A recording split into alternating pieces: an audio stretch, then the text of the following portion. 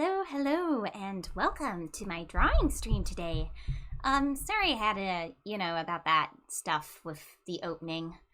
I'm a little bit out of practice since I skipped out on Thursday's Undertale stream.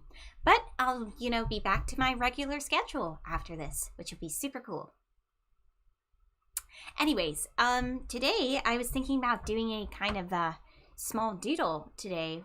Just playing around in Clip Studio and stuff, since I'm just kind of getting back into the routine. Consider this kind of a warm-up stream of sorts.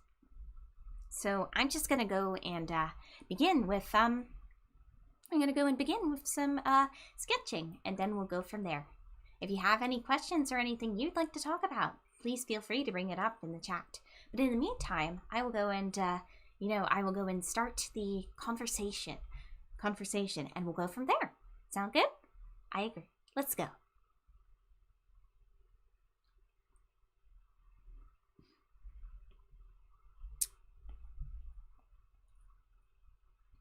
So usually when I do sketches, I usually would do them in Procreate, because I find that a lot of Procreate's tools are very good for simulating like natural tools like pencils and brushes and that sort of thing.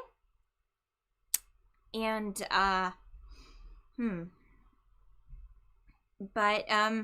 lately there's I've been finding that I've been returning to Clip Studio Paint more and more, and I think a good part of that is because Clip Studio's arsenal of tools is really good. Really, as I mentioned in like previous streams or something, it really is the Photoshop killer. And every time they release new updates for it, I don't think it's showing any signs of slowing down in that regard.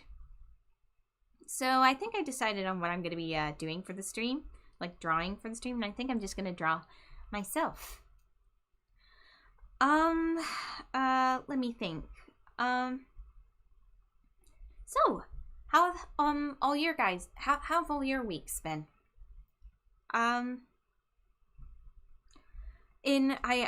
think, speaking for myself, this week was pretty good, if pretty busy. I am, part of the reason aside from the big world events happening right now, part of the reason that I was kind of inactive, that I was kind of quiet, is because I've been working on a lot of big projects behind the scenes, and I can't really show what they are yet, because I feel like they're under a they're kind of under a privacy. There's something I kind of wish to keep private for now, until I see what comes out of them. But suffice to say, I've been working really hard this week, and I hope this big project kind of gets finished up by the end of this weekend, so I can focus on other things like making more streams and working on artwork too, because I got a lot to get through before I head back to school by the end of this month. Speaking of things I've been doing and things I've been getting through, recently I bought and have and I've started playing a game called Omori, and I've really been enjoying it. So I mean, I don't know if I've talked about this a lot, but I've been a huge fan of a lot of RPG Maker games for a long time.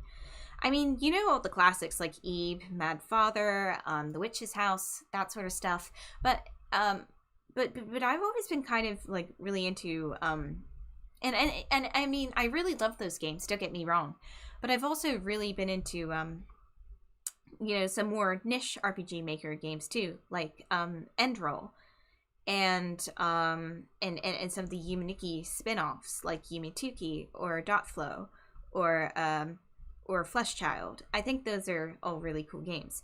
Anyways, how this ties back into Omori. I've really been enjoying Omori because it feels like a fusion between Yuminiki and Endroll, and it feels just like you can tell that there's a lot of love and care put into it.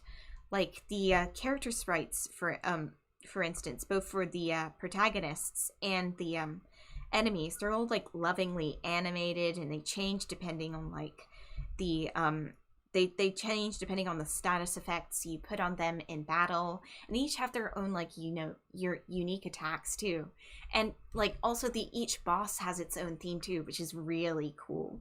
That's how you can tell that a lot of love was put into it. And I think, you know, it's also worth mentioning too, because the writing and the artwork is really, really good. I haven't finished it yet. I think I'm heading towards the end of day 2 right now. Not day 2, sorry, I mean like the penultimate day, the second to last day. And I've it's, you know, it's the way the story's been unfolding has been really interesting. Like, it's got a lot of, you know, it's got a very cute surface, but the psychological horror elements are very compelling and very tastefully done. And, you know, I'm really excited to get to the climax of the game and to see what other secrets it has in store. It just seems like a very thorough game, and I really want to draw fan art for it once I'm done playing. What I will say about Omori, you know, for people who are interested in playing it and who don't want to be like spoiled, is that if you like RPG Maker games, if you like games like Yumaniki and I guess, well, less the horror puzzle games. If you like RPG Maker games with more of an emphasis on RPG and stuff like that, with like a good balance between story and gameplay and a lot to do and really interesting worlds, then I recommend it. It's also a good blend of being like really cute and really heartwarming with, you know, being quite sad and horrifying too. And a lot of the horror in it isn't so much like jump scare horror and more like atmospheric horror. And, you know, I do know that there are a couple of jump scares in the game, but from what I'm aware, they're all easily avoidable. I haven't completed the game though, so don't take my word on that. Don't take my word on this. Can I just mention that the music is really gorgeous too? Like, I think Slime Girls did a really, really good job on composing the soundtrack. I've got like some of the soundtracks stuck in my head right now. Some of the boss themes are really good. I can't spoil what they are, but wow, it's just such a great game. In terms of other stuff I've been doing, or other stuff I've been watching or meaning to watch, well, I guess this isn't so recent. This is more like, you know, a couple of months back when I was in school and stuff. But like when I was with my anime club,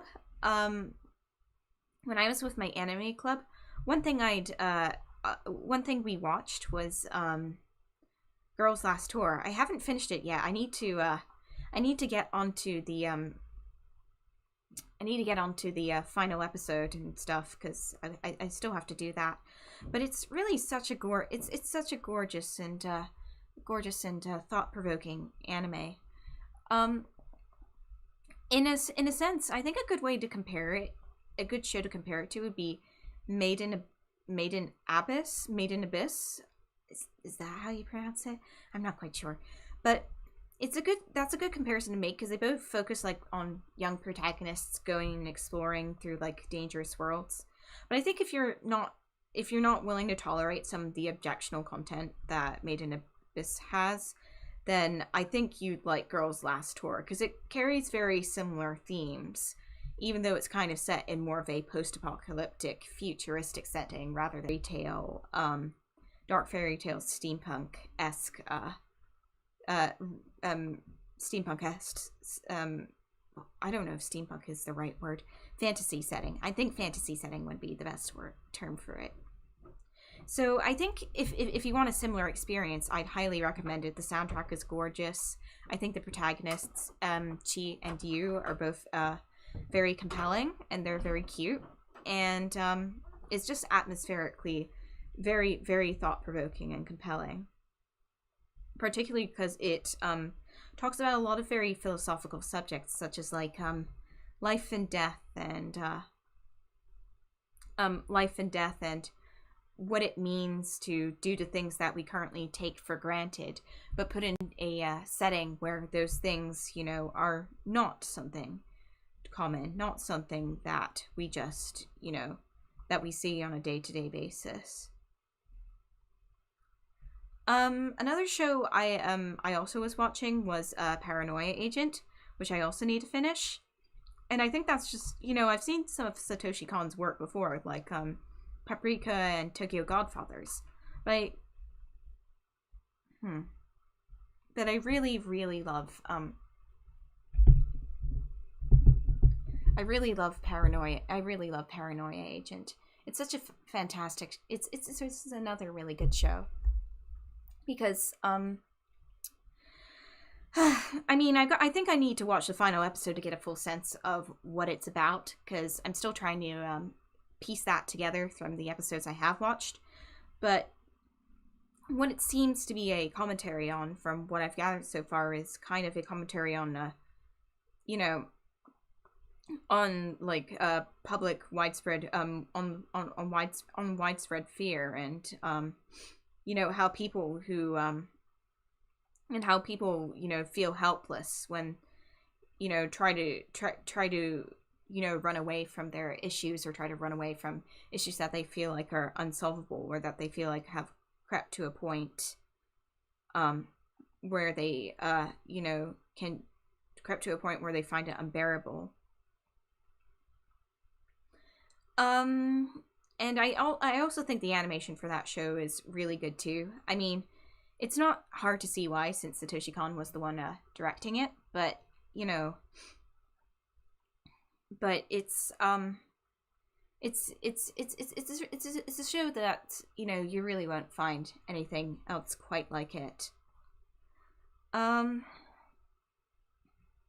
then the other show that, you know, I haven't rewatched was Mahotsukai no Yome, or The Ancient Magus's Bride. I'm not sure what to feel on it yet, and I don't know if I'm going to finish it, but at the same time, it is quite nice to see, like, you know, an English setting and a lot of English folk tales and folk beings, folk figures be talked about very explicitly, because I grew up in England, and sometimes I'd hear about, you know, these figures when I was reading fairy tales and mythological books on mythological and mythical figures.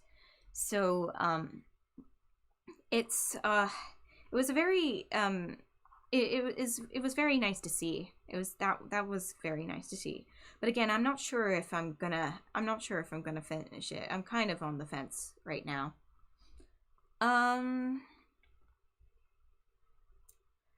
Let me think about what else. And then in terms of stuff that we kind of watched once, we saw the film I Want to Eat Your Pancreas, and yeah, I know it sounds like really weird in the title. It's kind of a very weird title, but it kind of does. It makes sense in context.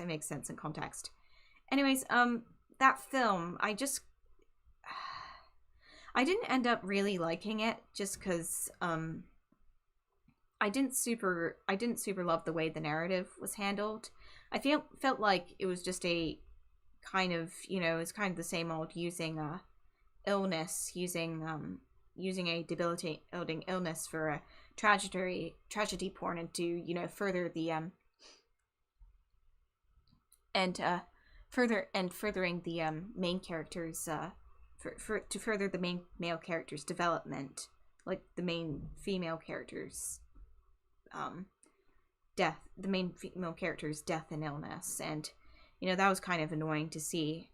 And, you know, while it does talk about like pancreatic disease issues, none of the actual illness displayed felt very accurate and true. So I don't even know if it was that good at raising awareness for pancreatic diseases. And so I just wish it had taken a less kind of somewhat I just wish it didn't take that route, which is a shame, because I liked both characters. I liked how kind of ambiguous their relationship was at the end. Like, what it didn't really have a name. Like, it was hinted to be romantic, but it never really ended up that way. And I just kind of liked that ambiguity between them at the end, which was cool. But yeah, I didn't really like that. And I also found that the main girl's death, you know, actually being stabbed and murdered and stuff, was kind of anticlimactic. It was so out of left field, and I just didn't really like that writing. We also watched Burn the Witch too, and Burn the Witch was a kind of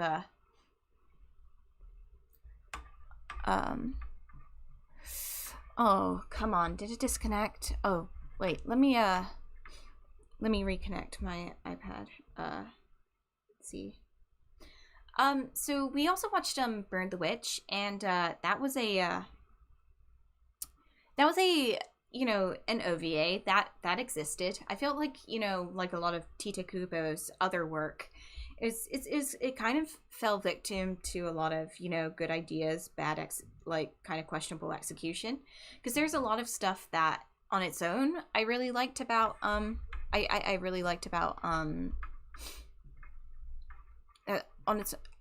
really liked about Burn the Witch, like the character design, some of the character designs, and some of the concepts,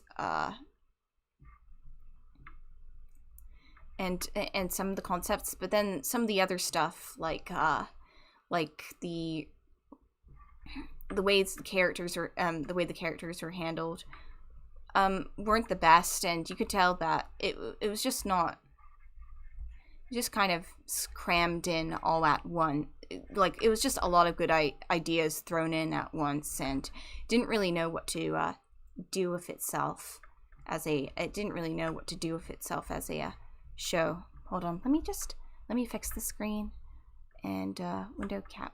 Let me just see, that's the issue with me doing this with the poor internet here. It makes it a lot more difficult to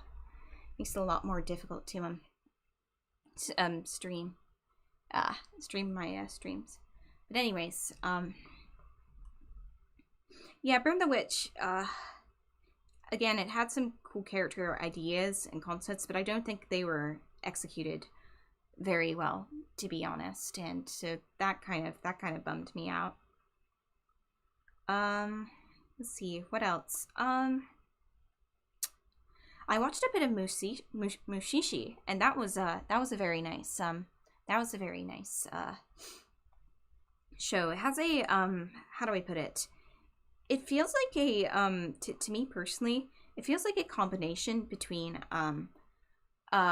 in a weird sense, Blackjack and how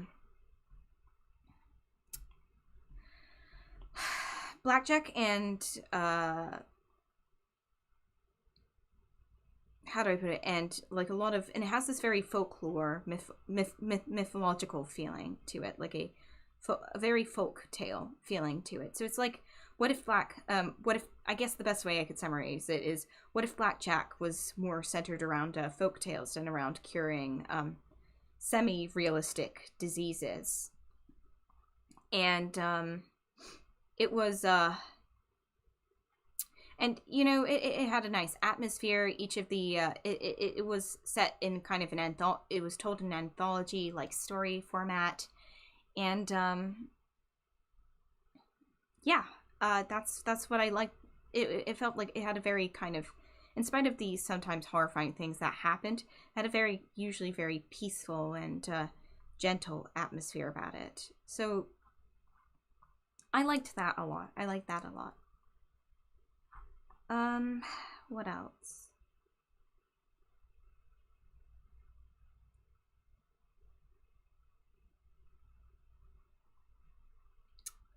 What else did I see? Hold on, let me think a moment. All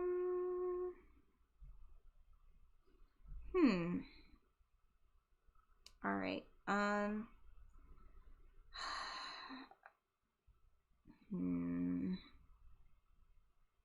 Oh, Fooly Cooly. I saw a bit of Fooly Cooly.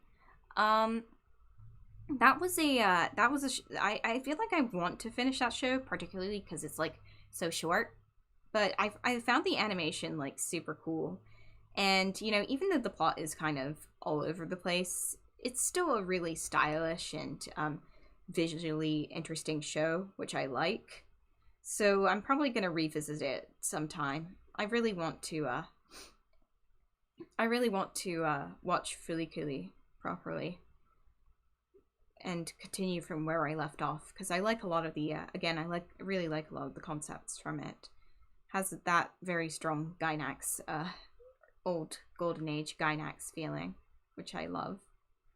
Um uh what else?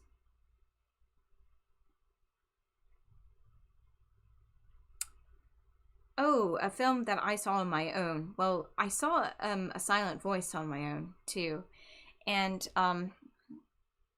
that was a that was a interesting um movie watching experience. I had a lot of conflicting, like, you know, I Want to Eat Your Pancreas. I had a lot of conflicting experiences, a lot of conflicting feelings on that movie too, because I liked how it handled some things and I liked how it addressed some things, but I didn't really like how it addressed others or handled others. Like, I wasn't, you know, a huge fan of the way the main girl, the one who is both deaf and mute, was handled. But I did like, but on conversely, I mean, I didn't like how a lot of the people kind of just shunned her and treated her badly for no reason. But I guess that's, and how, you know, a lot of the people who bullied her were kind of given a light slap on the wrist instead of like a more, well, what I believe was a more fair punishment. But you know, what can you do, I guess. But I did love how the protagonist was handled, and how, you know, how much, you know, he's, and how much it addresses how he's, you know, not the same person that he was when he was a kid, and how he's being condemned for things that, you know, he no longer believes in as a high schooler compared to what he did as, say, a primary schooler. And I think it just brings to light how, you know, also how lonely it is, you know, how sad and lonely it is to exist without friends, and how, you know, to get through a lot of difficult points in life, you need to have friends on your side. That's that sort of thing. So and of course, you know, it's produced by KyoAni, so the animation is really gorgeous. And I like that a lot too. The character animation, KyoAni's character animation, is really something special. And I hope they're, you know, recovering as a studio. I hope they're doing okay. Let's see. I'm gonna go and color this in now. So I'm just gonna, so one tool I found recently is this one. This tool. And it makes flatting so much easier. Wait, that's not right. I need to refer to, hold on. I need to just change the settings, and boom!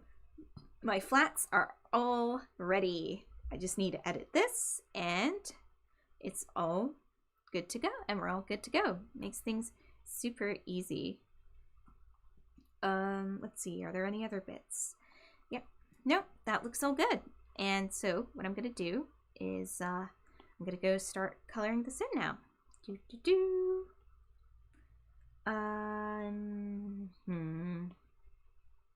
Let me just wait, that's not right.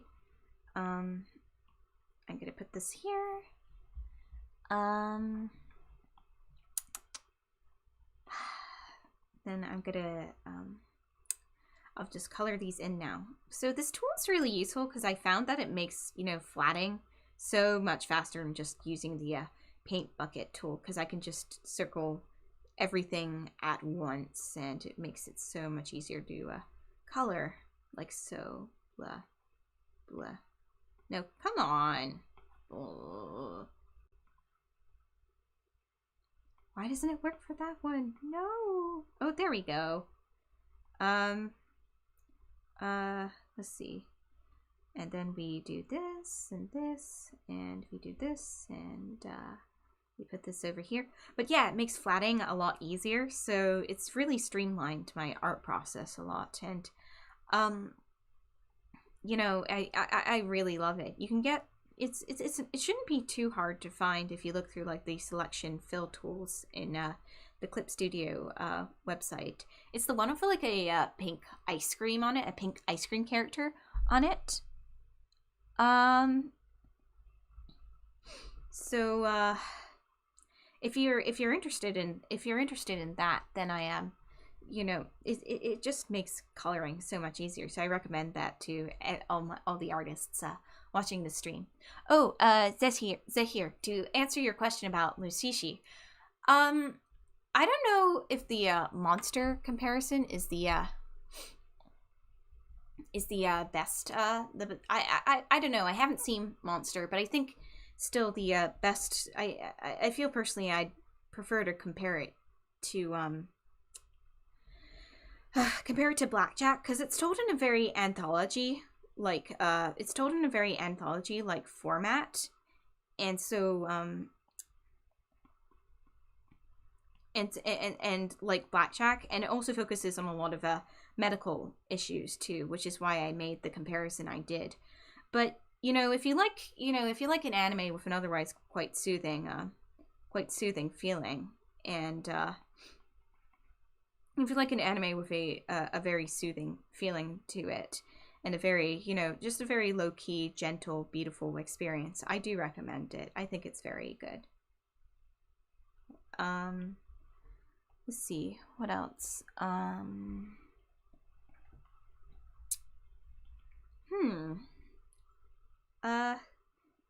right, let's switch gears a bit.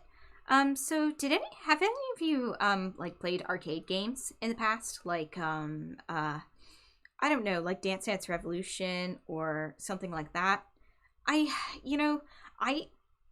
been a huge fan of DDR for quite a long time. I started really playing it when I was like 11 or 12, and I quickly found that it was honestly a really great form of exercise.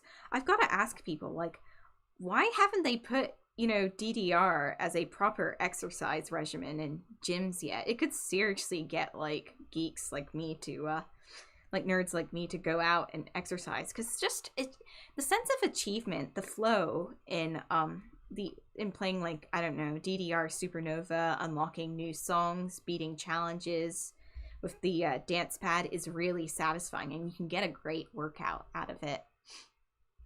So yeah, I have a lot of big feelings about DDR, and I think it's a really great game that deserves better, honestly.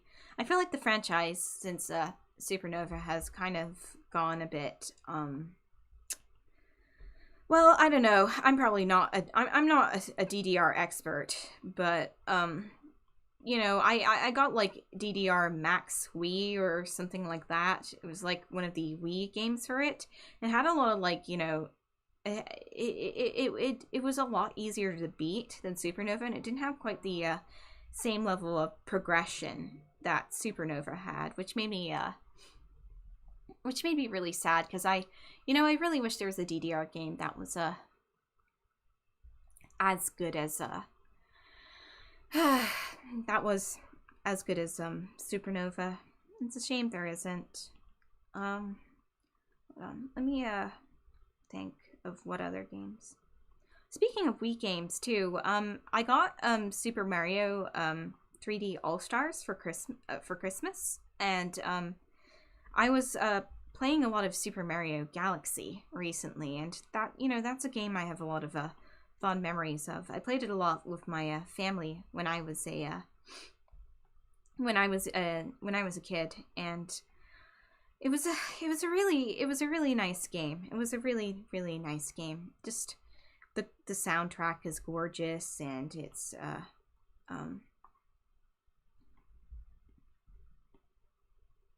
the soundtrack's really gorgeous, and it's got a very heartfelt story, and the gameplay is just really nice and varied too, which I love. And just replaying it on the Switch is really fun. Was really fun too. I enjoyed replaying it on the Switch a lot. Though with that said, you know, I've kind of reached a kind of stuck point with it, because Super Mario, one thing I also rediscovered was how much I hate doing the water levels in Super Mario Galaxy. And they are hell. Let me tell you, I hate doing the water levels so much. They are bad. They are so bad. Like, the control scheme just, it doesn't feel right. It doesn't feel natural.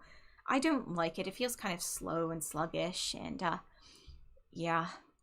Also, hi Susan. Yes, this is Clip Studio Paint. It's probably, you know, this and Procreate are the main tools I really use for art now. They're really, I highly recommend Clip Studio Paint. It's one of the best, it's one of the best tools on the industry right now, and it goes on sale pretty frequently too. So if you can, you know, if you can, do get yourself a copy, because it basically just does everything all the other programs does, but better and more efficiently. It makes art, you know, a joy to do. Again, that's what I have to say about Clip Studio. Just such a good program. Like right now, you can see how I was coloring in the shadow of me really fast. That's, you know, one of the many features Clip Studio has, and just that makes it makes just drawing so simple. Well, not simple, but it makes drawing so much more streamlined than, you know, it was back when I was using a Paint Tool Sai, or God forbid, even a Photoshop. Remember those days when Photoshop was like the main program everyone used? Me neither. Like, I remember back when I was first getting into digital art, and I was just trying to figure out, my twin and I, because actually we were both trying to do digital art. We were desperately trying to figure out Photoshop and how it worked, and it just felt so bad to draw in. It just felt like it felt bad. It felt really it felt like it was not a program not designed for drawing, and to be fair, that's because it wasn't. It was a program designed for photo editing. And just like seeing it, you know, seeing how far digital art programs have come since everyone was just using Photoshop makes me really happy, and makes me really happy for the future artists too, because they have it good now. Let's just say that they have it really good. They can just find references. Pinterest exists. It's really great. It's really great. And so it means that they get to improve really fast, and that's really nice to see.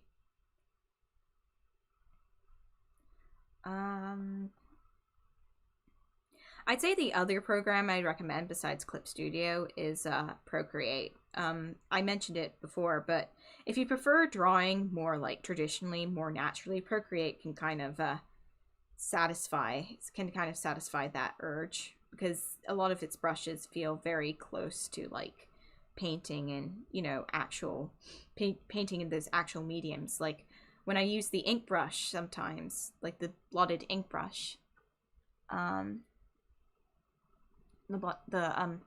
blotted ink brush, it just feels really nice.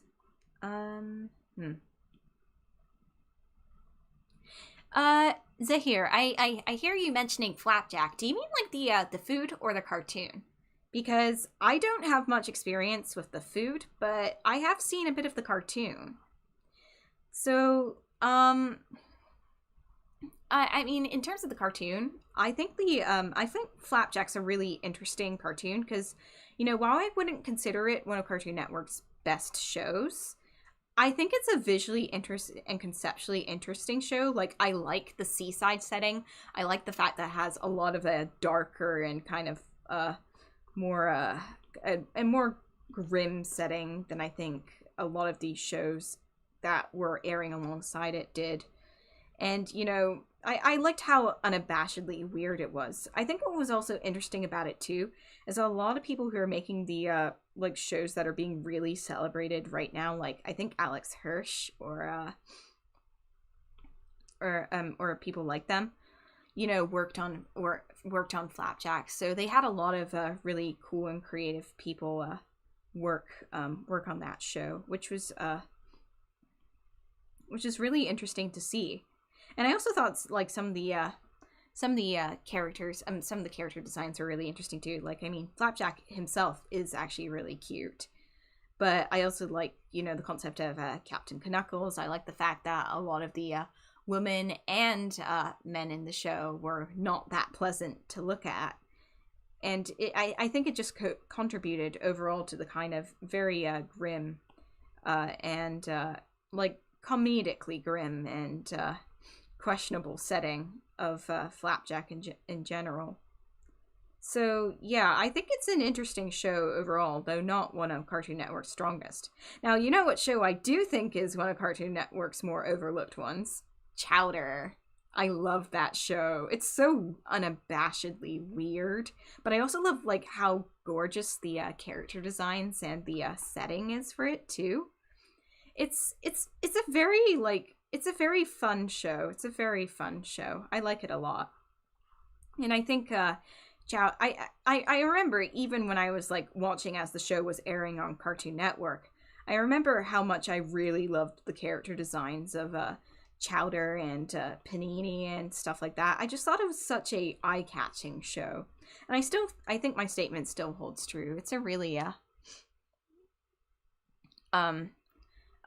really good one. Oh, Jade, I'm afraid I'm going to have to disagree with you on your DDR takes. Supernova has a lot of really, really big DDR hits. Like, how could you forget the opening of Nyan Neko Sugar Girls, True Love by Jun, or Ryu Kosaka's Love Shine, or some other great stuff like that, like, I don't know, Rainbow by Ryu. I don't know, but I think what I really liked about Supernova was just the kind of the planetary challenge system. I think that was what made it strong, you know, the strongest game for me, just because it had that incentive to, like, you know, unlock more songs, that sense of progression. And I just feel like a lot of the DDR entries after Supernova and Supernova 2 just kind of failed to provide that sense of as good of a sense of progression. And yeah, I don't disagree that they kind of loaded up on a lot of the kind of generic pop songs too, because one of the later DDR games I got, which was DDR Wii, that one had a lot of top 40 pop, and it just made it, you know, it just made it less good for me. Not because the songs themselves are bad, but it just kind of, the point of DDR is to listen to kind of weird, esoteric, I don't know, J-core songs and do DDR maps to them. It's not to, I don't know, do a map to, I don't know, Justin Bieber, one of Justin Bieber's songs.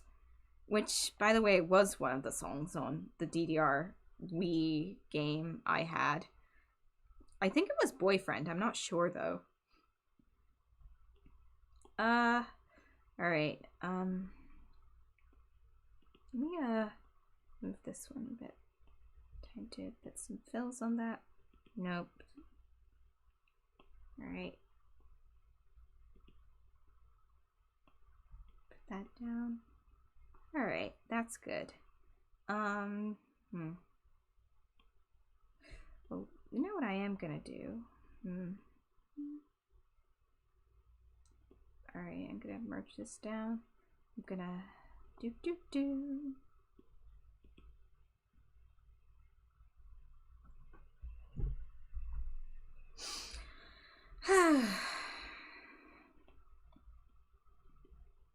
I mean, you know, I think, you know, just switching gears, I think the weather back where I'm at right now, in spite of, you know, COVID-19 raging on stuff, the weather has been quite nice. And, you know, on my daily walks through the forest, the forests with my twin, it's been quite nice. It's, you know, it's been quite nice to just go out and get some fresh air, because it's not too bitterly cold, but it's also not too hot either. So it's just like good winter walking weather. And I think that's nice.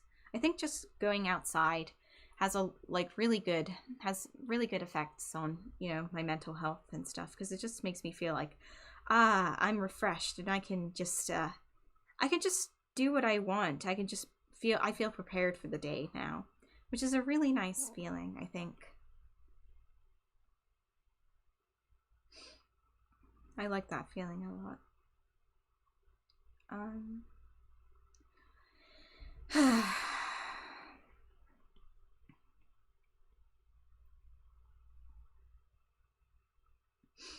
And you know, I might start, you know, I can't make any promises here, but I might start, you know, trying other forms of exercise too. Like I might start doing weights or something like that, just to keep myself exercised and keep myself healthy. I think it would be good for me. I might seriously start trying that. I say as I probably never will. I guess I have to hold myself accountable for that. Wait, that's probably not the best color for this. I'm gonna have to go to a bluer shade. Let's see, what can I do here? Let me put it here. Put it here, here.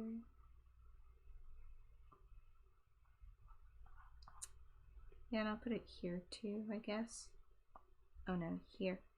How about here? No, wait, hold on.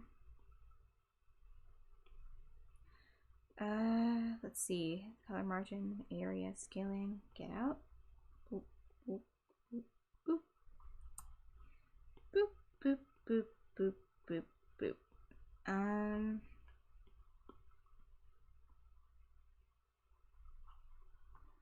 And let's see, what else can I color? I might use this and tweak it a bit to use the flower color.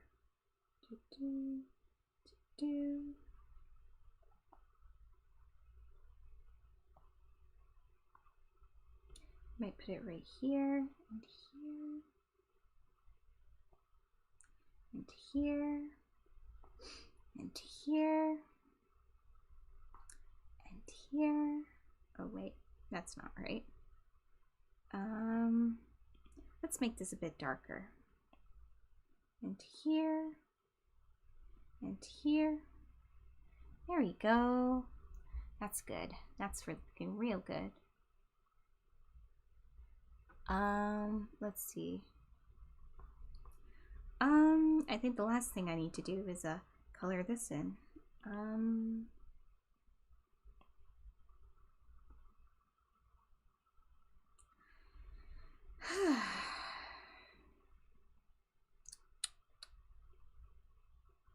I always find coloring the best part of drawing. It's just like very soothing and relaxing to just add vibrancy and life to your drawing. It's very fun to just do that.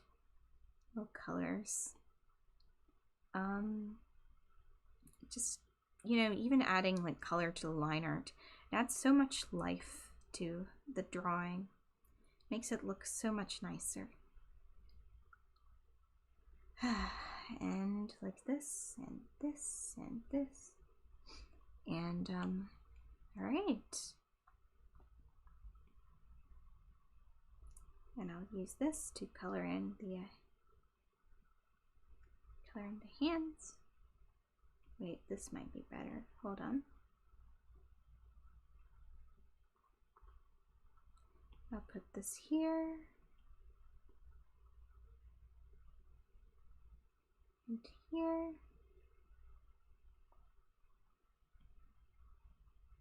And here.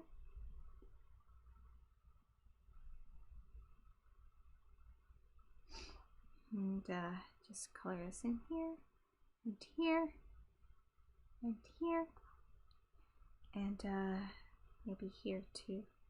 Oh no, maybe this color. Hold on. Here, and here. Oh no, when I was talking about Mushishi, I was actually I was comparing it to Blackjack, Osamu Tezuka's manga. I just want to clarify that. Sorry for the late replies here. I'm sorry. All right. Let's see. You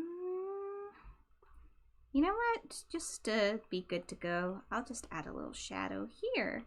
just to make it seem like she exists in a world.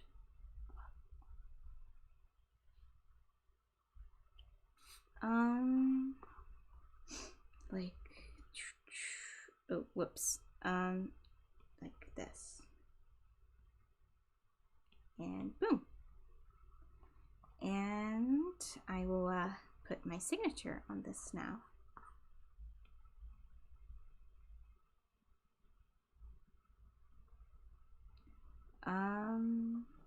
All right, so the next step, I'm going to go and see what this looks like with a, let's see, duplicate the layer.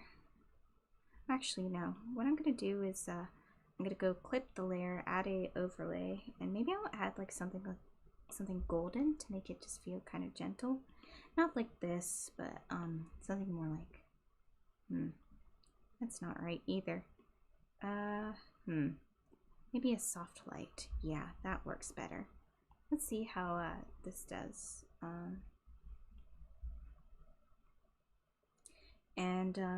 Just to give it more depth, I'm going to give it a blue gradient with soft light.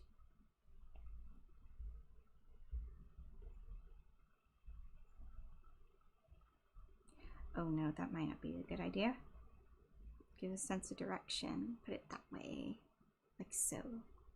And then give it more of a yellow to put it that way and give it that sense of direction. Oh no, the yellow might be better if I just put it on a, maybe an ad? I don't know.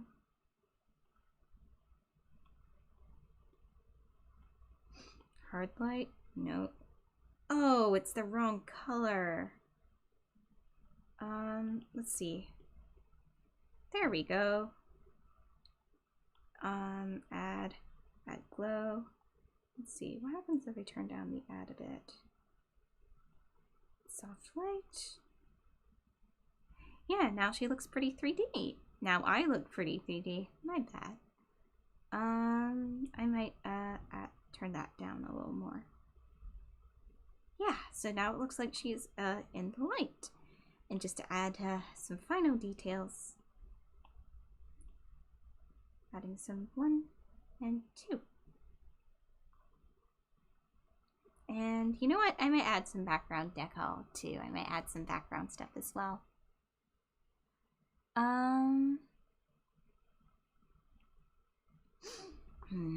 Let's see, where did we go?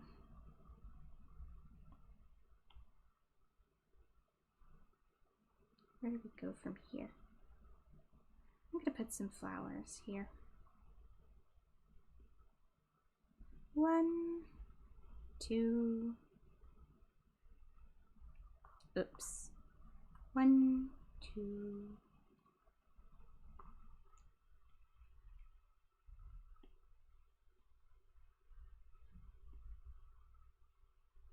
3, 4, and 5, 6. So now to just color these in.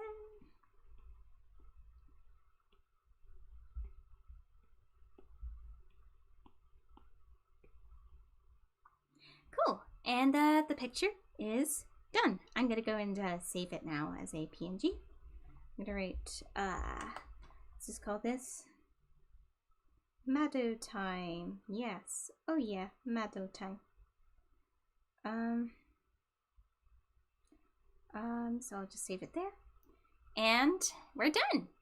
Thank you so much for attending my stream and for being such lovely guests for this wonderful and gentle drawing stream. I really appreciate it. Thank you so much. So now I'm gonna go and I'm gonna go and have some dinner. But I hope you have a very good weekend and a very good upcoming week as well. And I will post this to Twitter tomorrow. Yeah. So again, thank you so much. Bye now.